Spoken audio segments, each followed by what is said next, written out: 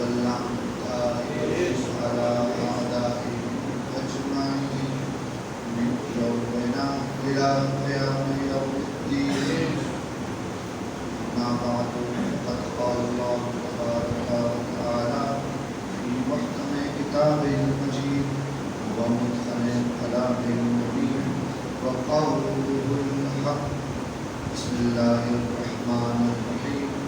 ومن الناس من يقول آمنا بالله وباليوم الآخر وما هم بمؤمنين يخادعون الله والذين آمنوا وما يخدعون إلا أنفسهم وما يشعرون.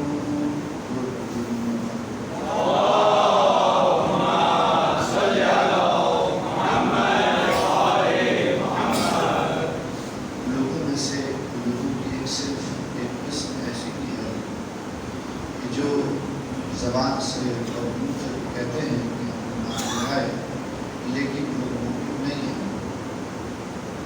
ایسا کیوں کہتے ہیں وہ؟ اس لیے کہ وہ اللہ کو اور مومنین کو دھوکہ دینا چاہتے ہیں،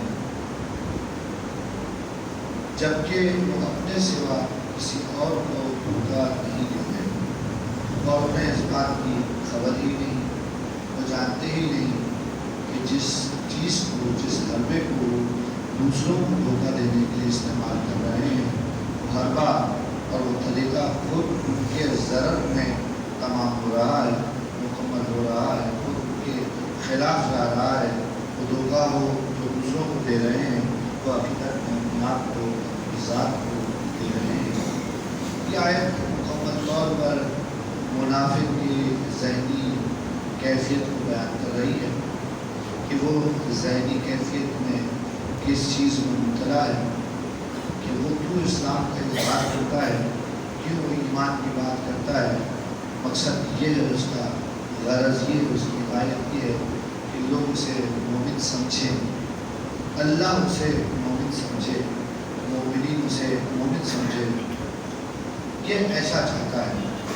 لیکن اگر آپ تعلیمات اسلامی کو دیکھیے، اللہ کے نبی کے ایک طرف عالم غیب سے مربوط ہونے کی وجہ سے کہ مسلسل ان کے پاس خبریں آتی ہیں عالم اعلیٰ سے، عالم غیب سے، پروردگار عالم کی جانب سے، اس کے باوجود بھی وہ جانتے ہیں کہ میرے ارد گرد ملانے والوں میں کون مومن ہیں، کون منافق ہیں. لیکن اللہ کے رسول نے کبھی کسی کے بارے میں انگلی رکھ کے یہ نہیں کہا کہ فلاں مومن ہے اور فلاں منافق ہے.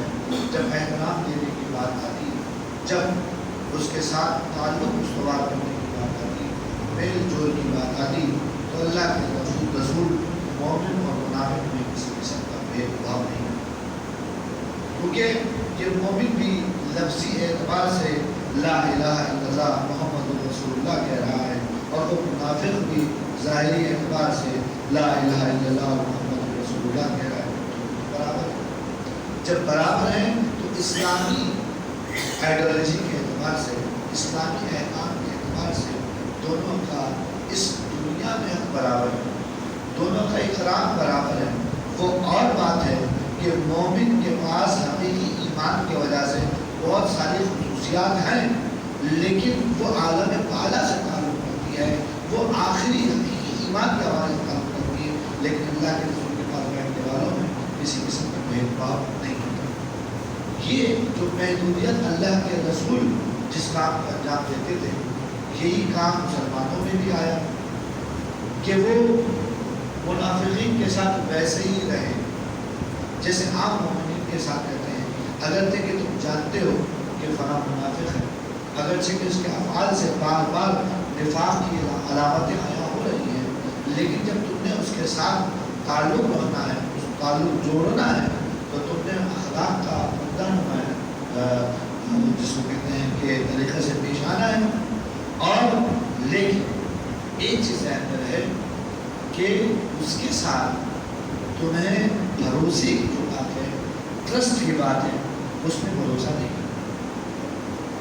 بار بار جگہوں پر الگ الگ معیار بات کی، جیسے کہ ایک جگہ پر ارشاد فرمایا کہ فاسق بالنبأ، جب کبھی تمہارے پاس کوئی فاسق انسان، کوئی گناہ گار انسان کوئی خبر لے کر آئے، کوئی انفارمیشن لے کر آئے، فتبینوا، تو اس انفارمیشن کی تحقیق کرو۔ ایسا نہ ہو کہ تم اندھیرے میں کسی قوم پر جا گرو اور ان کے ساتھ تمہارا جھگڑا ہو جائے اور بعد میں پتا چلے یہ جھگڑا ہوا ہے، یہ جدال ہوا ہے، یہ جنگ ہوا ہے، جہاد ہوا ہے، تو اس کے پیچھے ایک جھوٹی خبر موجود تھی۔ تو ایسا نہیں ہونا چاہیے۔ تو لہٰذا جب بھی تمہارے پاس کوئی انفارمیشن آئے، کوئی خبر آئے اور وہ لانے والا فاسق ہے تو تحقیق کرو، لانے والا فاسق ہے تو تحقیق کرو۔ اب یہ ایمان یہاں پر منافق کا نہیں دیا ہے، بلکہ ایمان دیا ہے فاسق کا۔ اور فاسق کسے کہتے ہیں؟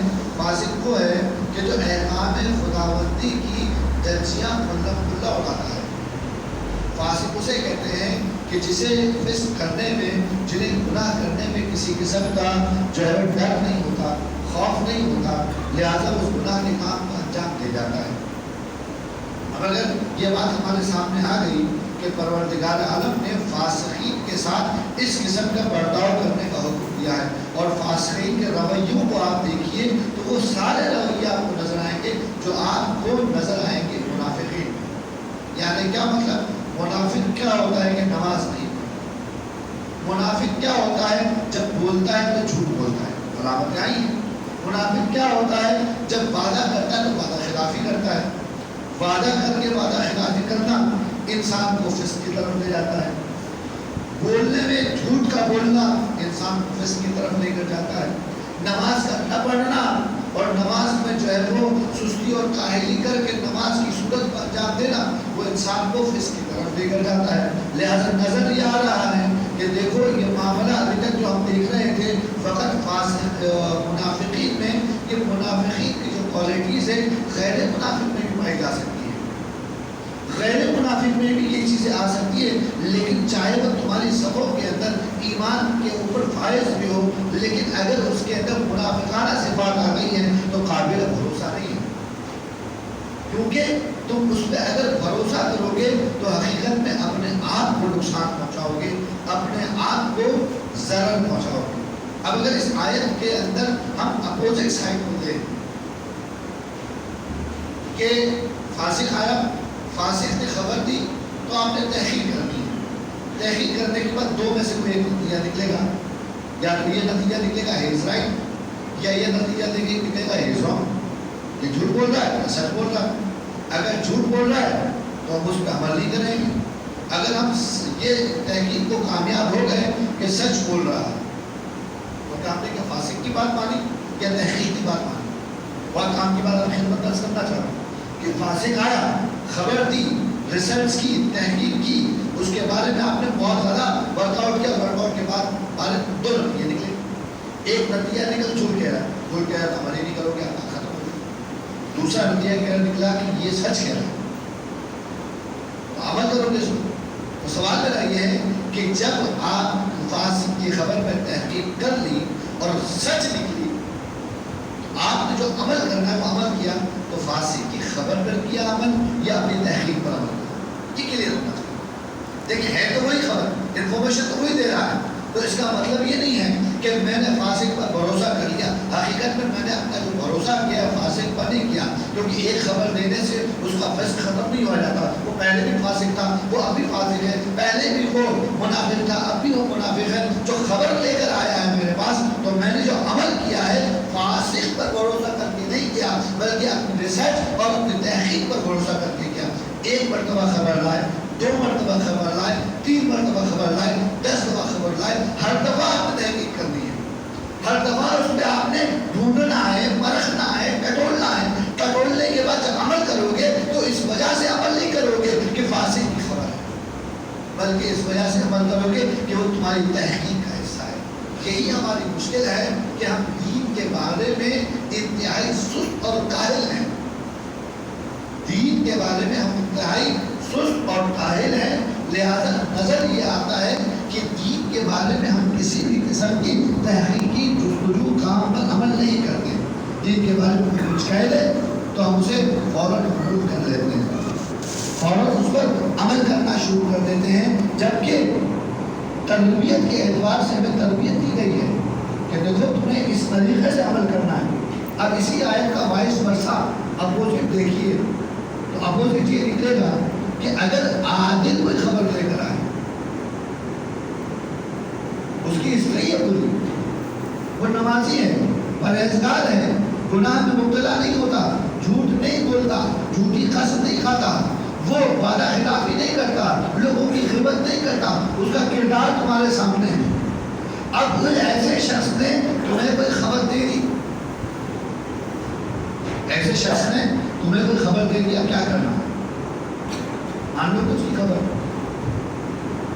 اس کی ہسٹری بتا رہی ہے کہ یہ آدمی جھوٹ نہیں بولتا، یہ آدمی عادل ہے، عدالت کی منزل پر فائز ہے کہ جھوٹ نہیں بولتا، لہذا اس کی بات قابل قبول ہو سکتی ہے، اس پر بھروسہ کیا جا سکتا ہے، لیکن اس کا مطلب یہ نہیں ہے کہ اس کی بات غلط نہیں ہوگی۔ عادل ہے، مومن ہے، پرہیزگار ہے، قابل اعتبار ہے، اس کا مطلب یہ نہیں ہے کہ دین نے سند لگا دی کہ یہ عادل آدمی جو تمہیں خبر دے رہا ہے یہ سچی نہیں ہوگی، حقیقت نہیں ہوگی۔ عادل ضرور ہے، گناہ نہیں کرتا، انفارمیشن دے رہا ہے، لیکن ہو سکتا ہے سمجھنے میں غلطی کر گیا،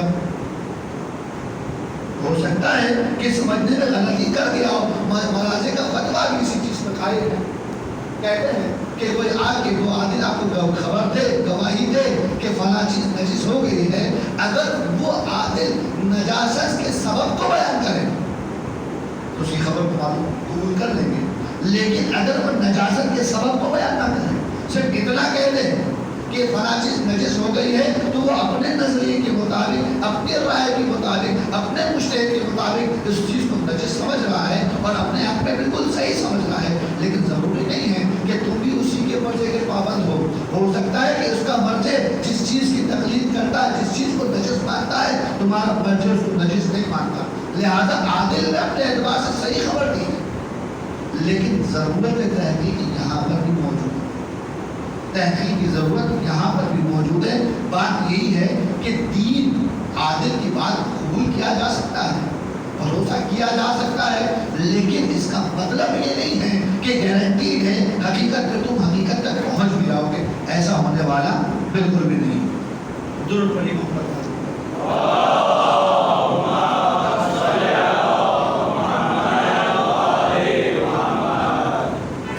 تحقیق کرنی، ریسرچ کرنی، جب کبھی بھی کوئی خبر کسی ذریعے سے بھی آئے، ایسا نہیں ہے کہ جو کچھ بھی ہم سنتے ہیں اس کو آگے بھی بڑھا دیں۔ یہ جو آج کل سوشل میڈیا کا زمانہ آیا ہے، جو کچھ بھی آتا ہے اس کو ہم جو ہے فوراً سے فارورڈ کرتے ہیں، کیونکہ فارورڈ کرنے کے لیے صرف انگوٹھے کا استعمال ضروری ہوتا ہے اور کچھ نہیں کرنا پڑتا، جبکہ دین جس چیز کے استعمال کی بات کرتا ہے وہ شعور اور عقل و فراست ہے۔ ضروری نہیں ہوتا یہ کہنا کہ تمہیں کوئی بات ملے تو اسے آگے بھی بڑھا دو، ہو سکتا ہے یہ بات حق کی ہو، یہ بات سچ ہو، لیکن آگے بڑھانے کا سبب کچھ اور ہو۔ کہا نا میرے مولا نے کہ کلمۃ حق یراد بہ الباطل، یہ کلمہ حق ہے، یہ حقیقت ہے، صحیح بات کر رہے ہیں، لیکن جو آگے بڑھا کے جس کو فارورڈ کیا جا رہا ہے، پیش کیا جا رہا ہے، اس کے ذریعے سے باطل کا ارادہ ہے۔ تو لہٰذا تمہارے پاس جو امام موجود ہے اس امام کی رہنمائی میں اپنے کاموں کو آگے بڑھاؤ۔ بس میں اس موضوع کو زیادہ آگے نہیں بڑھا سکتا کیونکہ آگے ہمیں کسی اور طرف بھی جانا ہے۔ میں نے آپ کی خدمت میں کل بیان کیا تھا جنگ خندق اور جنگ احزاب کی داستان، اور میں مسلسل جملہ کہتا جا رہا ہوں کہ جو مسلمانوں کو علی کے ہاتھوں میں فتوحات مل رہی ہیں، مسلمانوں کا پاور، مسلمانوں کی طاقت مدینہ میں بلکہ جزیرہ عرب میں بڑھتا جا رہا ہے، جس کی وجہ سے دو قسم کے، ایک خاص دو قسم کے افراد انہوں نے اسلام کی طرف رخ کیا۔ ایک ہے وہ لوگ جو اسلام کی بڑھتی ہوئی طاقت سے استفادہ حاصل کرنا چاہتے تھے، ایک ڈرے ہوئے لوگ، خوف زدہ لوگ جنہیں کوئی شیلٹر چاہیے تھا، تو اسلام سے بہتر شیلٹر کیا ہے؟ تو جو اسلام طاقت کی طرف جا رہا بڑھتے چلے جا رہے ہیں، اور ہر دوسری جنگ انہی کی طرف اسلام کو لے کر جا رہی ہے۔ ظاہری اعتبار سے اسلام کی طاقتیں اور رسول کی طاقتیں بڑھتی چلی جا رہی ہیں، لیکن مسلمانوں کی جو تعداد بڑھتی جا رہی ہے وہ ان میں اکثریت اور بہت بڑی تعداد ایسی ہے جو نفاق کے ساتھ اسلام میں آ رہی ہے، جو اللہ کا کلمہ اس لیے پڑھ رہے ہیں، رسول کا نعرہ اس لیے مار رہے ہیں کہ انہیں کیا ملنے والا ہے؟ فائدہ ملنے والا ہے، یا خوف یا شوق، مقام کے طلبگار ہیں، مال کے طلبگار ہیں، منال کے طلبگار ہیں۔ اب جنگ احزاب کے بعد چونکہ بنو قریظہ نے مسلمانوں کو اندر سے بڑا نقصان پہنچایا تھا، اور بنو قریظہ کے سامنے اللہ کے رسول نے بنو نذیر کو سخت مواخذہ نہیں کیا تھا، اپنی رحمدلی کی وجہ سے انہیں صرف اتنا کہا تھا کہ تم مدینہ چھوڑ کے چلے جاؤ، لیکن بنو قریظہ کو اللہ کے رسول نے چھوڑا ہی نہیں۔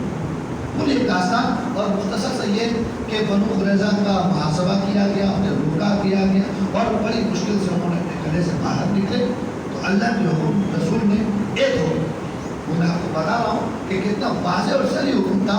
یہ اس رسول کی بات آ رہی ہے کہ جو رحمت للعالمین ہے، اس رسول کی بات آ رہی ہے جو عالمین کے لیے رحمت اخلاق و حسن فائز ہے۔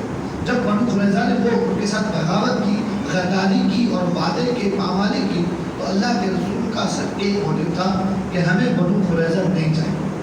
نہیں چاہیے کا مطلب ہے کہ بہت زیادہ مناظرات ہونے کے بعد اور کیمپین چلنے کے بعد یہاں کے لوگ ہیں، وہاں کے لوگ ہیں، وہ بلا کر سرنڈر اس بات پر ہوئے کہ ٹھیک ہے ہم اپنے آپ کو آپ کے حوالے کرتے ہیں، آپ کو جو کرنا ہے کریں۔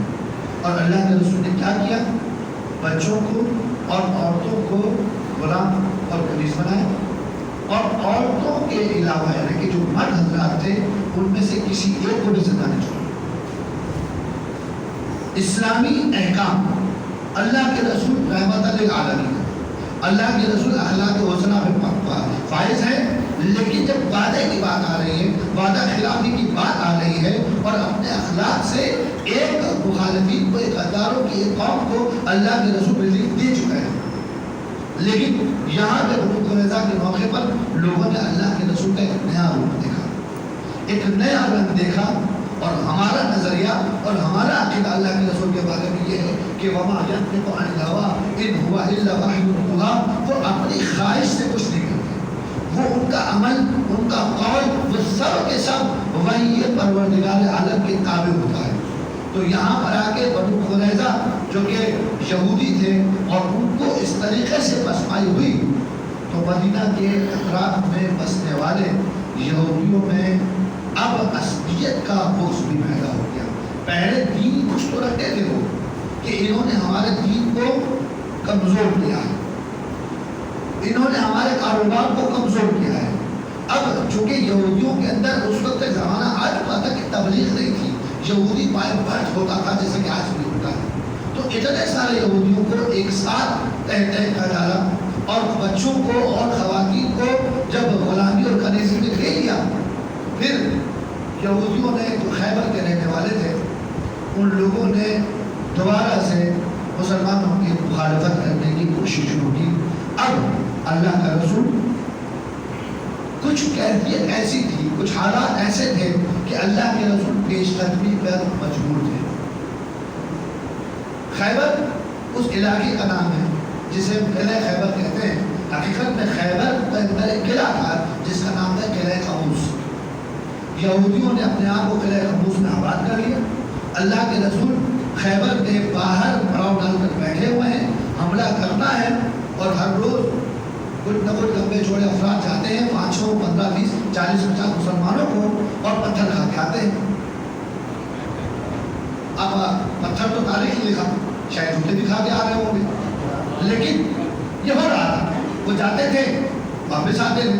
ایک مرتبہ بار بار ہوا تو دوسرے نے اللہ کے رسول کے پاس پلٹ کر آئے اور منہ کی کھا کر آئے، تو اللہ کے رسول کے سامنے شکایت کی کہ میری جو فوج ہے نا یہ بڑی بزدل ہے۔ بزدل کا ہمارا بچوں میں اپنی حد تک بزدل یعنی کیا مطلب؟ بکریاں دے دیں کے پاس ڈرتے ہیں۔ فوج نے کہا، سپاہیوں نے کہا کہ نہیں، ہمارا آقا ہی بزدل ہے۔ کہا اچھا اللہ کے رسول نے حالات دیکھے، رہن دیکھی اور رہبر بدل دیا، رہبر بدل دیا، کسی اور کے حوالے کیے، اب ہو گئے وہ بھی اسی طریقے سے بھوکی کھا کے آئے۔ تو اب سمجھ میں آیا کہ اگر نمائندہ خدا کا نہ ہو تو رسول بھی طے کرے تو ہر چیز نہیں ملتی۔ نمائندہ خدا کا ہو، بھیج رسول نہ ہو اور بھیج رسول بھی رہا ہو تو جیت نہیں ملتی، فتح نہیں ملتی، کامیابی نہیں ملتی۔ اب یہ دوبارہ سے آئے، اب دوسرے صاحب تھے، اب تو سارا کے سارا بوجھ گرنے لگا کس پر؟ فوج پر، سپاہیوں پر۔ اب ایسا لگو خوش ہو گئے کہ بھائی میں بزدل ہی تھا، اگر میں بزدل ہوتا تو یہ دوسری مرتبہ تو نہیں تھا، تو لہٰذا بتایا چلا کہ طالب بدلو، حاکم محکوم، قائد اور پیرو سب کے سب بزدل ہیں۔ اللہ کے رسول نے اعلان کیا کہ کیا کہا؟ لا اعطین الرایۃ غدا، اعلیٰ لفظ میں استعمال کیا؟ اعلیٰ، اعلیٰ کا مطلب ہے کہ آگاہ ہو جاؤ، سوتے بند رہنا، جاگ جا، اب کوئی بڑی بات آنے والی ہے، اعلیٰ آگاہ ہو جاؤ۔ لا اعطین الرایۃ غدا، کل میں علم دوں گا رجلا، ایک مرد، کرار ہوگا، غیر فرار، غیر فرار ہوگا، یحب اللہ و رسولہ، اللہ سے محبت کرتا ہے اور رسول سے محبت کرتا ہے، یحب اللہ و رسولہ، اللہ بھی اس سے محبت کرتا ہے، اللہ کے رسول بھی اس سے محبت کرتا ہے۔ اب جب میں سنوں گا تو فتح اور کامرانی اور کامیابی لے کر آئے گا۔ اللہ کے رسول نے اعلان کر دیا اور کہا کہ کل یہ کام کروں گا۔ قرآن مجید کی آیات ہے، تربیت نبوی ہے، انہوں نے سکھایا ہے کہ جب بھی کوئی کام ایسا ہو تو تمہیں آئندہ کرنا ہو، کل کرنا ہے، اگلے گھنٹے میں کرنا ہے، اگلے مہینے کرنا ہے، اگلے ہفتے کرنا ہے، اگلے سال کرنا ہے، اگلے 5 سالوں میں کرنا ہے، تو ایسے کام سے پہلے کہا کرو انشاءاللہ، ایسے کام سے پہلے انشاءاللہ کہا کرو، اس کے بغیر آئندہ کی چیزیں مت بیان کیا۔ کیا خبر تم جیے ہی نہیں، تمہاری موت آ جائے، ہے نا، جی ہے لیکن حالات تمہارے مساعد نہیں ہوئے، تو علماء نے بھی سکھایا ہے کہ جب تم وعدہ کرو تو وعدہ تو آئندہ کے بارے میں ہوتا ہے نا، تو وعدے کے ساتھ ہی جوڑ دیا کرو انشاءاللہ ہوتا کہ جناب میں آپ کو یہ کام کر دوں گا انشاءاللہ، اللہ نے چاہا، تو اس سے بڑے فائدے ہیں، فائدوں پہ نہیں جاتے۔ اب اللہ کے رسول نے ہمیں سکھایا ہے ہر کام میں انشاءاللہ کہنا۔ آج رسول کا ڈھنگ بدلا ہوا ہے، رنگ عجیب سا ہے، اب قاطعانہ کہہ رہے ہیں، اللہ لاؤتینہ، میں ضرور عطا کروں گا، یقیناً عطا کروں گا، بے شک عطا کروں گا۔ اللہ کے رسول آج تو ہمیں سکھاتے رہے ہیں انشاءاللہ کرو، اور آپ خود یہ کہہ رہے ہیں تو عجب نہیں کہ جواب ہے۔ اگر بات میری ہوتی، میری خواہش ہوتی تو انشاءاللہ کہتا، لیکن اگر خدا ہی یہ کہہ رہا ہے اگر ایسے کو بھیجا جائے گا تو انشاءاللہ کا معنی نہیں ہے، خدا چاہ رہا ہے، خدا کی مرضی یہ ہے، کل ایک مرد آئے گا، کرار ہوگا، غیر فرار ہوگا، اللہ سے محبت کرتا ہوگا، رسول سے محبت کرتا ہوگا، وہ دونوں بھی سے محبت کرتے ہوں گے، اس میں کوئی عیب نہیں ہے، اس میں کوئی ریب نہیں ہے، اس میں کوئی شک نہیں ہے۔ اب جب آگے بڑھے گا انشاءاللہ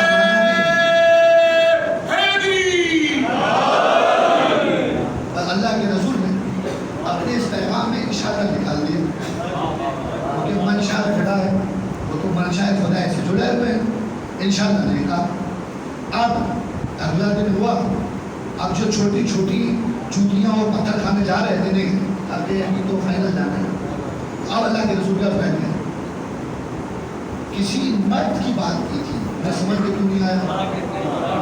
اللہ کے رسول نے کہا تھا لا اعطین رجلا، ایک رجل کو بھیجوں گا، بز کو نہیں بھیجوں گا، بزدل کو نہیں بھیجوں گا، رجل کو بھیجوں گا، کرارن جو بڑھ بڑھ کر حملہ کرے گا۔ دیکھیے بڑھ بڑھ کر حملہ کرنے کی 2 کیفیت، میں آگے بڑھوں 4 قدم حملہ کروں، پھر پیچھے جاؤں، پھر دوبارہ آگے بڑھوں، پھر حملہ کروں، پھر پیچھے جاؤں، پھر آگے بڑھوں، پھر حملہ کروں، تو میں کرار ہوں کہ نہیں ہوں؟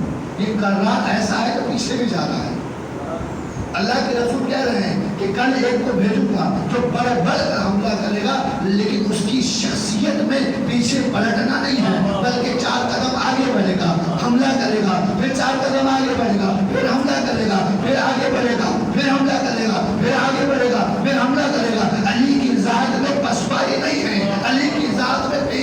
نہیں ہے، آگے بڑھنے والا ہے، غیر فرار ہے، قرار غیر فرار، قرار بھی ہوگا، فرار نہیں ہوگا، پیچھے نہیں پلٹے گا، آگے بڑھے گا۔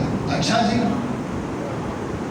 جب بات ہو محبت کی تو محبت میں انسانوں کی دنیا میں تو ہو سکتا ہے کہ انسان کو پتہ چل جائے کہ محبت دو طرفہ ہے، مجھے آپ سے محبت ہے، آپ کو مجھ سے محبت ہے، کیونکہ میں بھی نظر آتا ہوں، میں بھی پکڑ میں آتا ہوں، آپ بھی نظر آتے ہیں، آپ بھی پکڑ میں آتے ہیں، لیکن خدا سے محبت کا دعویٰ کیا جائے تو بڑا مشہور سا دعویٰ ہے۔ اور یہی دعویٰ یہودیوں کے ساتھ تھا کہ قرآن مجید نے کہا کہ ان کو تحبون اللہ، اگر تم اللہ سے محبت کرتے ہو فتمنوا الموت، موت کی تمنا کرو۔ دعویٰ تو ہو سکتا ہے کہ ہم اللہ سے محبت کرتے ہیں، لیکن یہ معلوم کرنا کہ اللہ بھی تم سے محبت کرتا ہے، یہ الگ ہی مطلب ہے، اس کی بحث ہی الگ ہے۔ تو لہٰذا علی کے محبت کے بارے میں دو سند تھی کہ وہ اللہ سے بھی محبت کرتا ہے اور رسول سے بھی محبت کرتا ہے، لیکن اتنا نہیں ہے، اللہ اور رسول بھی اس سے محبت کرتے ہیں۔ اب یہ طے ہو گیا کہ کس قسم کا انسان جانے والا ہے۔ صبح نکلی، سورج نکلا، اب مسلمان بیٹھے ہوئے، محاصرہ لگا ہوا ہے، اور ایسے میں ایک صاحب جو بڑے قد والے ہیں وہ کہنے لگے میں اور پہلا صاحب میں بیٹھے ہوئے تھے اور ہم ایسے ایسے کر کے گردن اٹھا رہے مجمع میں ہم بھی ہیں، تو پرانی مشکل تھی کہ نظر آئے کہیں سے وہ ہم بھی ہیں۔ ایک اور صاحب بھی تھے، کہا کہ میں رسول خدا کے بالکل سامنے آلتی پالتی مار کر بیٹھ گیا، پھر مجھے خوف ہوا، پتہ نہیں دیکھا نہیں دیکھا، میں ایک منٹ کھڑا ہوا، پھر دوبارہ بیٹھ گیا۔ فوکس لینا چاہ رہا تھا کہ کسی طریقے سے اللہ کے رسول مجھے بھی دیکھ لے، میں بھی ہوں۔ اب انہیں کیا پتا، اللہ اور رسول نے پہلے سے طے کر دیا ہے، تم خوش ہونے کی ضرورت نہیں ہے۔ ارے تم ہوتے تو پہلے بھی جا چکے ہو، تم ہوتے تو پہلے بھی جا چکے ہو، اب تو اس کو بھیجیں گے جو گیا نہیں۔ اللہ کے رسول نے خطبہ دیا، کہا کہ علی کو بلاؤ، علی نہیں، علی نہیں، شور بچ گیا، علی نہیں، علی کی آنکھوں میں درد، خیمے میں سو رہا ہے، اب بلاؤ، کسی کو بھیجو، علی کو بلاؤ۔ ابھی تک میں 3-4 جگہ کو بتا چکا ہوں، جب کوئی مولد ہوتا ہے اللہ کے رسول ایک آفر دیتے تو آفر پہ علی کھڑے ہو جاتے، بٹھا دیے جاتے، پھر آفر دیتے علی کھڑے ہو جاتے، بٹھا دیے، پھر آفر دیتے کھڑے ہو جاتے، بٹھا دیے۔ یہ بار بار دیکھا، لیکن اس دفعہ علی ہے ہی نہیں، اس دفعہ علی ہے ہی نہیں، سائنے سے غائب ہے، خیمے میں بلایا گیا، کیا بات ہے؟ کہا کہ سرکار میں آنکھوں میں چشم کلام، آنکھوں میں درد کھلتی نہیں، دیکھ نہیں پاتا۔ یہ مرض شدید سردی اور شدید گرمی کی وجہ سے انسان کو راحت ہوتا ہے۔ اللہ کے رسول نے کہا کیا ہو میرے پاس، بیٹھے ہوئے علی کا سر اپنی گود میں تھا، شیر میں آپ کو بتاؤں، علی کا سر اپنی گود میں تھا، آپ کا لعاب نکالا، علی کے دونوں آنکھوں میں ڈالا، اور اس کے بعد جھکا کہا پروردگارا علی کو سردی اور گرمی سے بنا دے۔ اب اس کے پیچھے آگے کی کیا کہانی کی کسی اور موقع پر، لیکن اللہ کے رسول نے لعاب دہن ڈالنے کے بعد علاج تو کر دیا، لیکن ساتھ میں ایک ایسا ٹوٹکا بھی لگا دیا کہ اب یہ مرض علی کو دوبارہ نہیں ہوگا۔ کیا کہا کہ پروردگار علی کو سردی اور گرمی سے نجات دے، کیونکہ آنکھوں پہ چشم جو راحت ہوتا ہے یا سردی کی وجہ سے ہوتا ہے یا گرمی کی وجہ سے ہوتا ہے۔ اب علی کی آنکھوں کا درد چاہتا رہا، جب درد چلا گیا اللہ کے رسول نے خود اپنے ہاتھوں سے علی کو زرہ باندھی اور علی کے ہاتھ میں علم دیا۔ اب دیکھیے طاغوت کے ساتھ بھی ماننے والے ہوتے ہیں، ولی کے ساتھ بھی ماننے والے ہوتے ہیں، دونوں میں بنیادی ایک فرق یہ ہے کہ طاغوت کی طاقت اس کے پیچھے ہوتی ہے، طاغوت کا پاور اس کے پیچھے ہوتا ہے، جبکہ ولی کے ماننے والوں کا پاور ان کے آگے ہوتا ہے۔ یعنی کہ علی کے پیچھے جو لوگ ہیں وہ پیچھے والے علی کی طاقت نہیں ہے، بلکہ علی ان کی طاقت ہے، ٹھیک ہے؟ اور فرعون کے جو پیچھے آنے والے ہیں وہ فرعون کی میں طاقت نہیں ہے، بلکہ فرعون کی طاقت اس کے پیچھے والے سے پیروں۔ اب علی کے ہاتھ میں پرچم آ گیا، اب علی کو رسول خدا کی بشارت مل گئی، شجاعت تو علی کی پہلے ہی معلوم ہے، موت سے علی کو ڈر ہی نہیں لگتا، علی کو پرواہ نہیں ہے کہ میں موت پہ جاتی ہوں یا موت بیچ میں آ گئی، کیا فرق پڑتا ہے؟ علی کے لیے جینا اور مرنا ایک ہی ہے، کیونکہ خوف نہیں ہے۔ لہذا ایک مرتبہ علی نے اپنا علم ہاتھ میں پکڑا، گھوڑے پہ سوار ہوئے، پیچھے دیکھے بغیر ایڑ لگائی۔ وہ جو سپاہی جنہوں نے طے تھا کہ علی کے ساتھ تھے، آواز دے رہے کہ علی کھڑو، بھی آ رہے ہیں، علی یہ جا وہ جا۔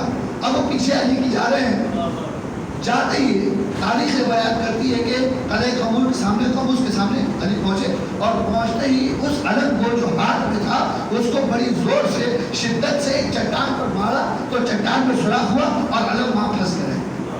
اوپر یہودی جو پتھر پھینک رہے تھے تو منظر بھی دیکھ رہے تھے، جو پتھر باری کے اوپر کھڑے ہوئے تھے، تیر باری کے لیے کھڑے ہوئے تھے، انہوں نے جب یہ علی کو دیکھا کہ اس کیفیت میں آیا ہے، اکیلا آیا ہے، پیچھے والے بھی پہنچے بھی نہیں ہیں اور پتھر پہ علم گاڑ دیا ہے، تو ایک مرتبہ کہا کہ تمہارے شہاد آگے بھائی اب تم بیچنے والے نہیں ہو۔ اور وہاں سے آغاز جنگ ہوتا ہے۔ جنگ کیا ہے کہ یہودی قلعہ قموس میں محصور ہے، وہ کریں گے کیا؟ وہ تیر پھینکیں گے۔ اور علی ابن ابی طالب کے جب رجس پڑا، رجس خانی کی گئی، تو اس رجس خانی کے جواب میں قلعے سے مرہب کا بھائی نکلا اور علی کے ہاتھ مارا گیا۔ اب مرہب کو یہ بات گوارا نہیں، مرہب تیار ہو کے آماد ہو کے باہر نکلا، اس کے ایک ہاتھ میں تلوار ہے اور ایک ہاتھ میں تین بھال کا نیزہ ہے، یعنی ایسا نیزہ ہے جس میں سے 3 بھال نکل رہے ہیں۔ 3 بھال کا نیزہ اس کے ہاتھ میں ہے اور تلوار اس کے ہاتھ میں ہے، اور سر پر پتھر کا کوئی پتھر کو گندا کاری کر کاٹ کر کے اس کا خور بنائے جو اس کے سر پر۔ پتھر کا خور سر پہ ہونا علامت ہے کہ یہ انسان بہت طاقتور ہے، بہت پاورفل ہے، اور پتھر کا خور کا مطلب یہ ہے کہ اس کے سر پر کوئی تلوار اثر نہیں کرے۔ اب پتھر کا خور سر پر ہے، ہاتھ میں 3 بھال کی نیزہ ہے اور تلوار ہے، اور علی کے مقابلے کے لیے آیا۔ گفتگو ہوئی، اور گفتگو ہونے کے بعد علی بن ابی طالب نے ایک وار کیا، اور اس وار کا نتیجہ یہ ہوا کہ مرہب کا وہ خور ٹوٹا، سر کٹا، یہاں تک کہ تلوار آ کے جبڑے تک پہنچی۔ اب سوال پیدا ہوتا ہے کہ تلوار جبڑے تک کیوں پہنچی، آگے کیوں نہیں گئی؟ وار علی کا ہے، طاقت خدا کی ہے، ید اللہ چل رہا ہے، اور وار ایسا ہوا ہے کہ مرہب کا سر کٹا، 2 پاش ہوا اور وار پہنچا جبڑے تک۔ تو تاریخ میں کسی اور جگہ اس کی وضاحت ملتی ہے کہ ایک مرتبہ جبرائیل سے سوال کیا گیا کہ جبرائیل یہ بتاؤ کہ تم نے تو دنیا میں انسان کی تخلیق کے بعد بڑے بڑے کام کیے، تم نے بڑی بڑی امتوں پہ عذاب نازل کیے، بڑی بڑی ریاستوں کو برباد کیا، سیلاب نازل کیا، وہ فوارہ اٹھایا، وہ طوفان آیا، پتہ نہیں کیا کیا ہوا، تم نے تو بستیاں الٹ دی، اتنے بڑے بڑے کام کیے، کوئی ایسا کام بھی ہے کہ جس میں تم نے زحمت کا احساس کیا ہو، کہ تمہیں احساس ہوا ہو کہ یہ کام مشکل تھا؟ کہاں ایک مرتبہ کہا جب در خیبر کے سامنے علی ابن ابی طالب نے تلوار چلانا چاہی تو مجھے حکم خدا ہوا کہ جبرائیل جا کے علی کے ہاتھ کو روکو، ایسا نہ ہو کہ زمین 2 پاش ہو جائے۔ میں علی کے ہاتھ کو روکنے آیا تو اس کے روکنے میں مجھے جو تکلیف ہوئی ہے، جو زحمت ہوئی ہے، تاریخ میں مجھے کبھی نہیں۔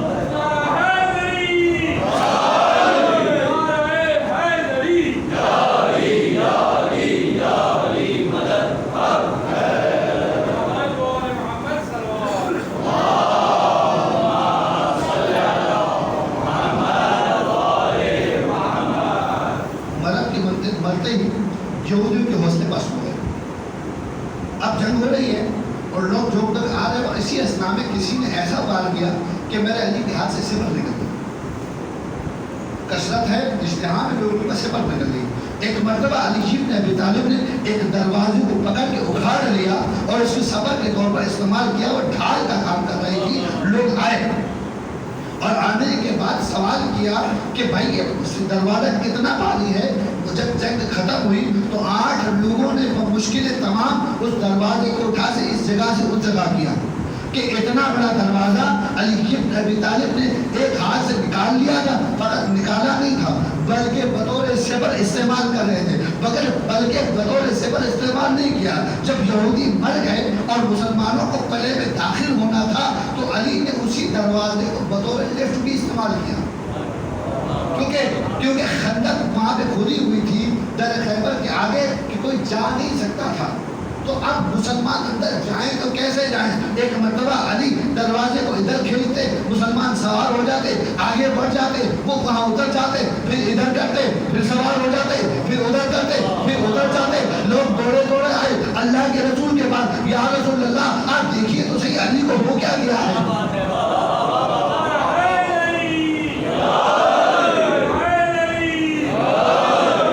کہ علی ایک ہاتھ سے در خیبر کو اٹھائے ہوئے. اللہ کے رسول نے کہا کہ تم جاؤ جا کے علی کے پیر بھی دیکھو. اب لوگوں نے آ کے علی کے پیر دیکھے تو وہ ہوا میں معلق تھے. اب سمجھ میں آیا علی کا چہرہ بھی دیکھنا ہے عبادت، علی کا پیر بھی دیکھنا ہے عبادت. تمہیں تو یہ حسب نہیں ہوتا کہ علی کو دیکھ کر عبادت کیسے ہوتی ہے. ہم تو وہ ہیں جو علی کو پیر کو اگر حکم نبی سے دیکھے تو وہ تو عبادت ہی عبادت ہے. اس سے بڑی عبادت کہاں سے لاؤ گے؟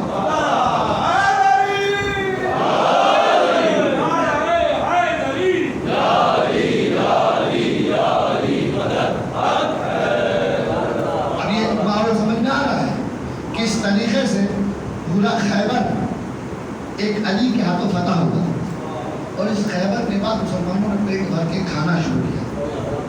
نہیں، کھا کے لے جانا بھی شروع کیا. خوردن و بردن کھاتے بھی تھے، لے جاتے بھی تھے. اور اسی کے بعد سے بہت سے غریبی بنے. تاریخ شاہد ہے، جا کے دیکھ لیجئے گا کہ یہ خیبر کے بعد ان بھیک منگوں کو، ان بھوکوں کو پیٹ بھر کے کھانا ملا. اب فرق صرف اتنا ہے کہ علی جنگوں کو فتح کرتے تھے، بیت المال لیتے تھے، لیکن بیت المال کبھی علی کے گھر تک نہیں پہنچتا تھا.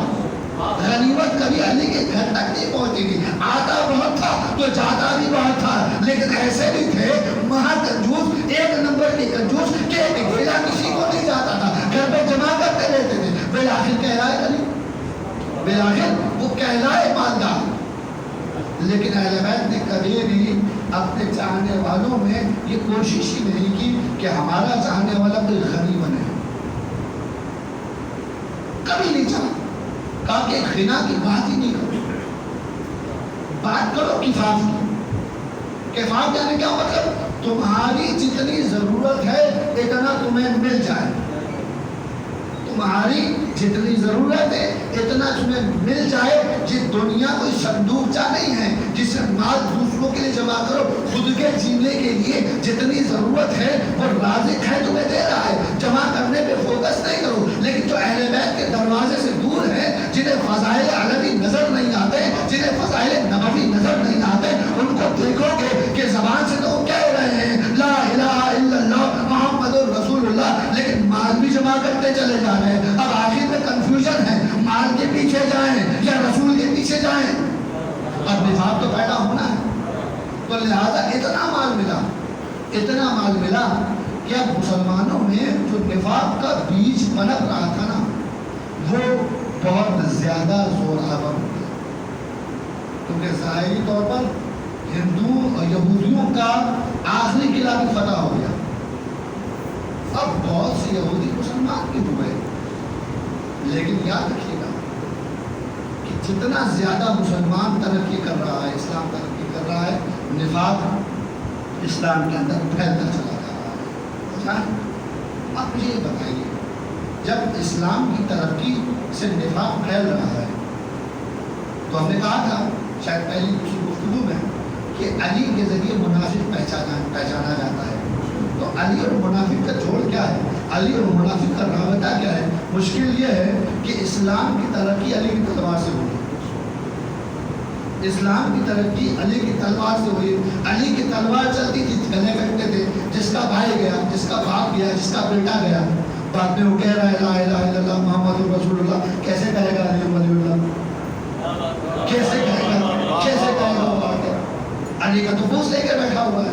اس نے ہمارا بھائی مارا ہے، اس نے ہمارا باپ مارا ہے، اس نے ہمارا بیٹا مارا ہے، تو اس نے ہمیں اسیر کیا ہے، اس نے ہمیں ذلیل کیا ہے، اس نے ہمیں رسوا کیا ہے. تو سمجھ میں آ رہا ہے جو اسلام ترقی کرتا جائے گا، ڈرے ہوئے اور لالچی لوگ جتنا زیادہ اسلام میں داخل ہوں گے، نفاق بڑھے گا. لیکن نفاق کے ساتھ جو کلمہ آئے گا وہ لا الہ الا اللہ کہے گا، محمد رسول اللہ کہے گا، لیکن علی ولی اللہ نہیں ملے گا. اس لیے آپ پہاڑی پر ڈھونڈتے رہ جائیے، آپ کو یہ کلمہ نہیں ملے گا، آپ کو یہ کلمہ ملے گا نہیں. اور مسلمان آپ سے سوال کرے گا کہ تاریخ سے ثابت کر کے دکھاؤ جب پہلا مسلمان یہ کہتا تھا کہ لا الہ الا اللہ محمد رسول اللہ علی ولی اللہ، کہ تم شیعوں نے آ کے علی ولی اللہ کو جوڑ دیا ہے، تاریخ سے نہیں ملے گا. مسئلہ یہ ہے کہ وہ کہتا ہی نہیں تھا، رسول قبول کر لیتے ہیں، ٹھیک ہے تم نے ابھی علی کو نہیں مانا ہے، آہستہ آہستہ علی کو مان لو گے، تم نہیں مانو گے تمہاری اولاد مانیں گی، لیکن آؤ گے تو علی کی در پر ہی.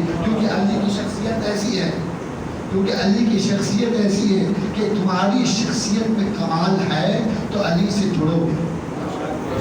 اگر کمال نہیں ہے تو تم علی ابن ابی طالب سے جڑنے کا سوچو گے نہیں. بس میں یہی گفتگو ختم کر دوں. بات میں نے ٹائم کے وقت لے لیا آپ کا. تاریخ بتاتی ہے کہ مدینہ میں جب مولا حسن کو زہر دیا تو زہر کے نتیجے میں مولا حسن کے جگر کے ٹکڑے باہر نکل رہے تھے. ناقابل دید منظر تھا،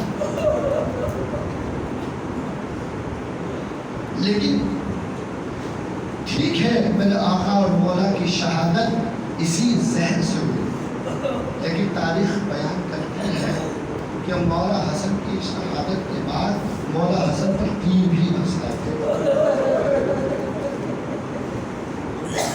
یہ تو مدینہ میں مولا حسن کی شہادت تھی. کربلا میں شب عاشور ایک مرتبہ قاسم بن حسن نے امام حسین سے سوال کر دیا کہ مولا میں بھی شہید کیا ہے. تو امام حسین نے کہا کہ تم یہ بتاؤ تمہاری نگاہ میں موت کیسی ہے؟ کہا کہ احلا من العسل، شہد سے زیادہ نہیں تھی. اب پھر تم فکر نہ کرو، تم علی اصغر کو بھی شہید کیا جائے. مولا قاسم نے تعجب سے سوال کر دیا، مولا کے ظالم خیموں تک پہنچ جائے. آپ مصاب ہوئے، خدا آپ کو جزائے خیر. رات ذکر اور فکر میں گزر گئی اور صبح کا انقلاب آیا تو پھر شہداء کربلا کی مشکل آنا شروع ہوا. ایک ایک کر کے سب شہید ہوتے گئے. قاسم بن حسن بار بار آگے چلا اس نے جہاد مانگتے اور کہتے کہ بیٹا تو میرے بھائی کی نشانی ہو، تمہیں میں کس طریقے سے اپنے ہاتھوں سے مرنے کے لیے بھیج دوں. اور حسن قاسم کو اجازت نہیں دیتے. شب میں بتایا ہے قاسم کو کہ تمہاری شہادت واقع ہونے والی ہے، لیکن اجازت نہیں ملتی. کئی مرتبہ ہے اجازت نہیں ملتی. ایک مرتبہ قاسم خیمے میں جا کر سر نہوڑا کر اپنا سر اپنے پیروں میں زانوں میں رکھ کر بیٹھ گئے اور سوچنے لگے کہ کیسے جہاد سے جہاد. یاد آیا کہ بابا نے شہادت کے موقع پر ایک بازو بند اپنے بازو پر باندھا تھا اور کہا تھا کہ قاسم جس دن بہت زیادہ تو پریشان ہو جاؤ، جس دن بہت زیادہ تمہیں افسوس ہو رہا ہو، اس دن اس تعویذ کو کھولنا اور اس میں جو لکھا ہوا ہے اس کے مطابق عمل کرنا. اتنی عمر بیت گئی ہے، قاسم کو اب تک مشکل وقت نہیں آنے لگا اور آج سے زیادہ مشکل ہوتا بھی نہیں ہے. ایک مرتبہ قاسم نے کہا کہ شاید کسی موقع کے لیے تعویذ ہے. بابا کا دیا ہوا تعویذ کھولا، اس میں ایک نامہ نکلا کہ بیٹا قاسم ایک وقت آئے گا میرا بھائی کربلا کی زمین میں تنہا رہ جائے گا، اکیلا رہ جائے گا. بیٹا میرے بھائی پر اپنی جان سے پہلے کیجیے، میرے بھائی کا دفاع کیجیے. مرتبہ وہ قاسم کے جس کی آنکھوں سے آنسو بہ رہے تھے چہرے پر مسکراہٹ آ گئی. دوڑتے ہوئے چچا کے پاس آئے اور نامہ دکھایا. مولا حسین نے بھائی